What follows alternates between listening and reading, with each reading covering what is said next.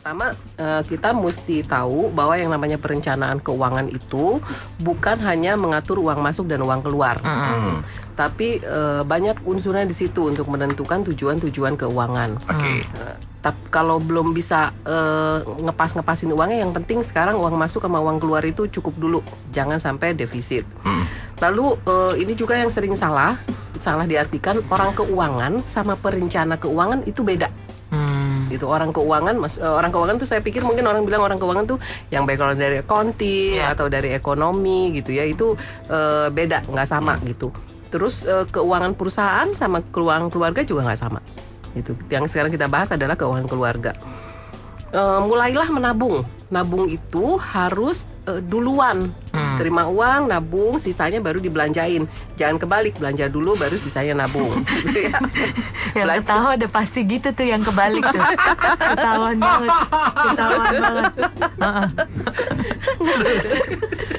Nah, buat perencanaan keuangan tuh berapa sih budget yang kita mau keluarin?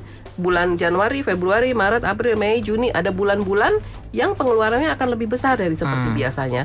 Di dalam perencanaan keuangan boleh taruh buat hiburan, buat beli baju, boleh. Yang penting adalah teralokasi atau terbudgetkan.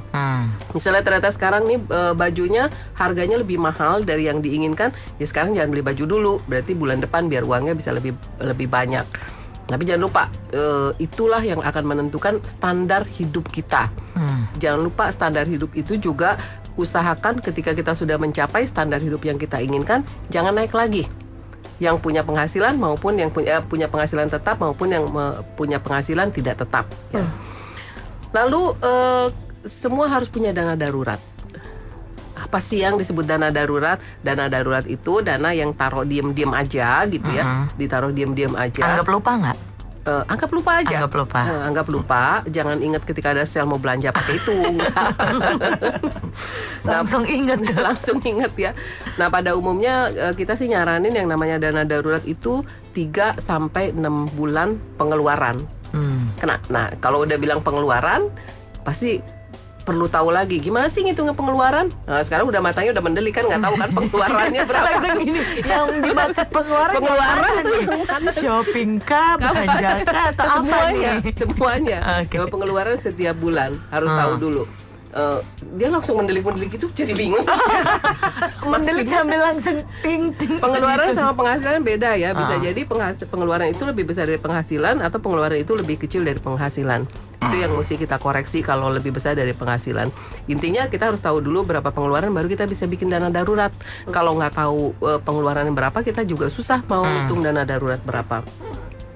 Lalu kalau punya usaha, gajilah diri sendiri. Nah, itu kayaknya yang perlu jadi usaha itu juga jadi ada budgeting sendiri ya, bahwa 1 bulan harus tercapai sekian. Kalau nggak tercapai berarti nggak bisa dapat gaji. Nggak lagi main comot-comot uang bisnis, jadi cabai, jadi lada, jadi rujak, jadi sambal dan lain-lain. Itu juga jangan dilakukan lagi. Kalau dari saya sih sebenarnya kayak gini, kalau sedini mungkin gitu, kalau bisa bisnis itu melibatkan perencanaan keuangan sekecil apapun omset kita gitu. Karena apa? Dengan perencanaan keuangan kita bisa mendeteksi bisnis kita dan bisa mengembangkan bisnis kita. Kalau untung mau diapain, kalau rugi juga gimana. Itu saja. Jadi kalau nggak punya perencanaan, bayar perencanaan keuangan kan mahal. Belajarlah dari buku. UFM 94,7